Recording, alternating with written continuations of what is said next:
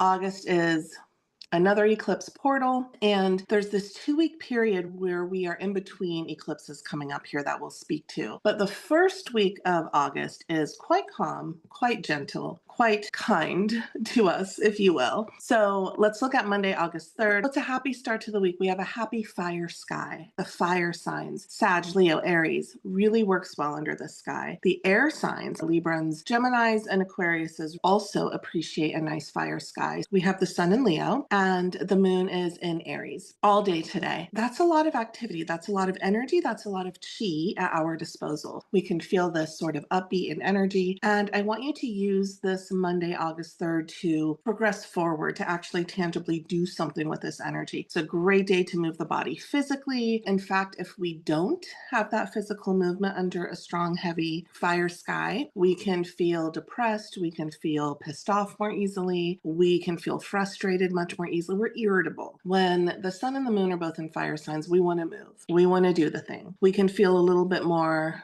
apt to take risks. It's bold action. It's courage. There is a wind beneath our wings, so to say. It's a happy day. You know, the sun and the moon are getting along. This is what's called a trine. They're both in the same element, so they know how to work together. And we can use this to our advantage if we are to initiate anything, to start anything, which is a really good thing to do when the moon is in Aries. We're totally supported by the cosmos in this. So use this to your energy. And then the next thing I want to talk about is Thursday, August 6th. Venus moves into Libra, so this is going to affect our relationships. Venus will be in Libra for the rest of the month. She will move into Libra Thursday, August 6th at 12:12 p.m. Pacific time. There is a desire to partner up under the sky, under this Venusian position. There's a desire to have somebody by your side, to be part of something. It is our most social planet, Venus. She's entering into one of her home signs, Libra, and Libras can be quite extroverted, can be quite social. And so there's a desire to get together with a group, to get together with our friends, to date, to flirt, to be charming. We're also drawn in much easier. We can fall in love much more easily. Venus in Libra, it's a happy time because she's very comfortable there. And we can feel this in our relationship where we want to create peace and harmony and a cohesive bond with somebody else. If there is fighting, if there is strife, if there is arguing,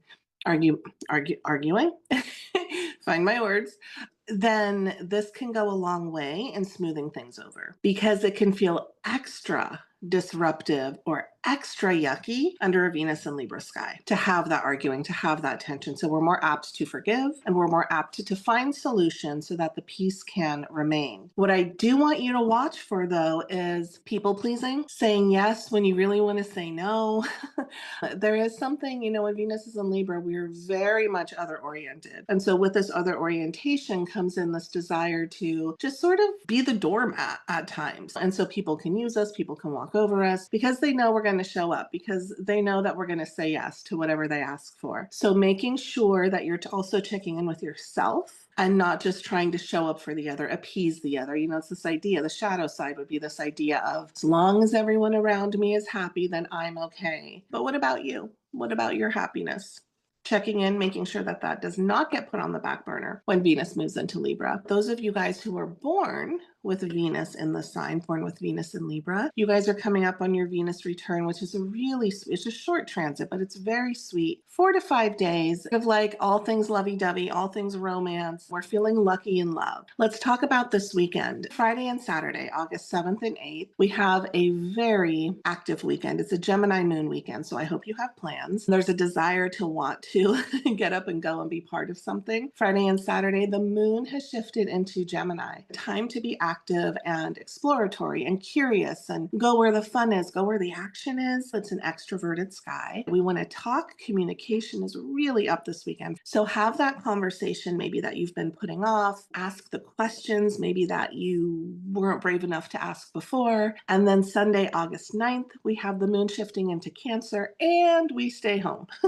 When the moon is in Cancer, there's a real desire to be on the home base and to take care of the home base. So go out Friday, Saturday, come back home on Sunday and do self-care, clean your house, create it to be a sweet, sacred space almost, right? That you really enjoy being in. It's a beautiful day to call your mom, Sunday, August 9th, when the moon is in Cancer, and being around family and taking care of like family things. Everything on the domestic home front wants to be taken care of. Also on this day, our planet of communication, Mercury goes into Leo. So now conversations, they get juicy, they get spicy, they get passionate. There's a spark of romance to the way that we speak. We want to romance our life. There could be drama and theatrics in our conversations. Mercury and Leo, we're able to say the thing, we're able to express, we're able to be very intellectually creative. So those of you guys who are the artists, the creatives, Mercury and Leo really lends itself to idea inspiration, getting downloads of insights, fresh ideas, new projects, new creativity at your fingertips. Writer's block suddenly lifts because our imaginations are very rich, colorful. We can be quite the storyteller when Mercury is in Leo. So also use this to your advantage. Okay, you guys, thanks for watching, and I'll be back with the second week of August.